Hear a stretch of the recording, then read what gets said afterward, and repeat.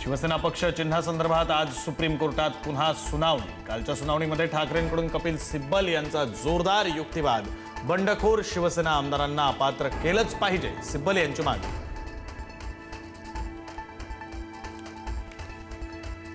मराठा आंदोलक मनोज जरांगे पाटील यांची आज महत्त्वाची पत्रकार परिषद। 29 ऑगस्ट रोजीच्या उपोषणावर काय बोलणार याकडे लक्ष। 28 ऑगस्टच्या आत मागण्या मान्य करण्याची मागणी।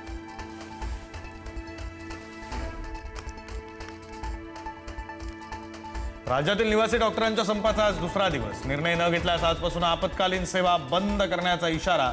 संपामध्ये 14,000 निवासी डॉक्टर सहभागी।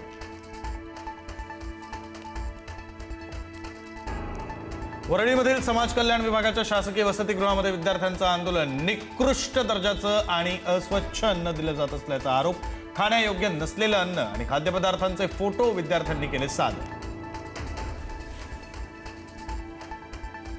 सांगलीमधील चांदोली धरण 87.79% भरलं। चांदोली धरणातून पुन्हा विसर्ग वाढवला। चांदोली धरणातून वारणा नदीमध्ये 7,300 क्युसेक पाण्याचा विसर्ग। नदीकाठच्या गावांना सतर्कतेचा इशारा। नाशिकच्या निमाणी बसस्थानकाची विदारक अवस्था। खड्ड्यांचं साम्राज्य आणि चिखलांचं तळं। ज्येष्ठ नागरिक, महिला आणि लहान मुलांचे हाल। चिखल तुडवत पकडावी लागते बस।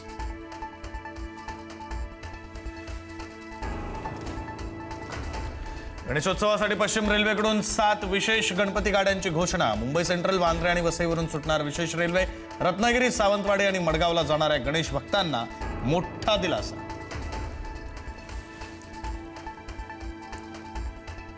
मुंबई अहमदाबाद बुलेट ट्रेन प्रकल्पातील वडोदरा बुलेट ट्रेन स्थानकाचं काम अंतिम टप्प्यात। स्थानकाच्या बांधकामातील महत्त्वाचे टप्पे पूर्ण।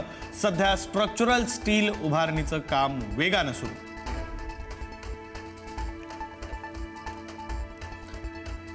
मोठ्या आवाजात गाणी लावल्याच्या किरकोळ कारणावरून दुहेरी हत्याकांड। विक्रोळीमध्ये बापलेकाची चाकूने वार करून हत्या। आई आणि धाकटा मुलगा गंभीर जखमी। पार्कसाईड पोलिसांनी दोघांना घेतलं ताब्यात।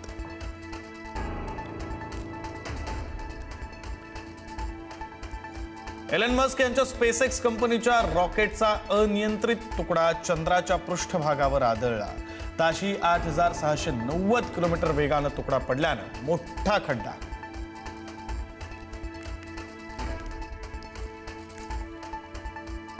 तुरुंगात टाकलं, हत्या झाली तरी बांगलादेशात परतणार। बांगलादेशच्या माजी पंतप्रधान शेख हसीना यांचं 2 वर्षांनंतर पहिलं सार्वजनिक भाषण। शेख हसीना यांच्या पत्रकार परिषदेनंतर शाकिब अल हसन यांच्या घरावर पेट्रोल बॉम्बनं हल्ला।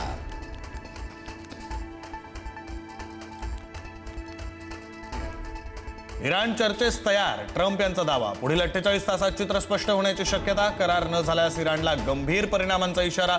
हॉर्मुझ सामुद्रधुनी लवकर खुली होण्याची ट्रम्प यांना आशा।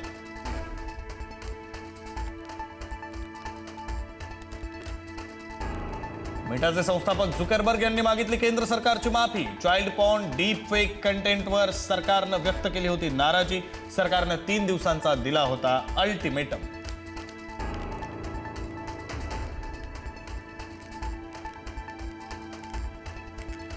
₹2,000 जास्त UPI व्यवहारांवर शुल्क लागू होण्याची शक्यता। संसदेमध्ये पेमेंट अँड सेटलमेंट सिस्टीम्स ऍक्टमध्ये सुधारणा करणारं विधेयक झालं सादर।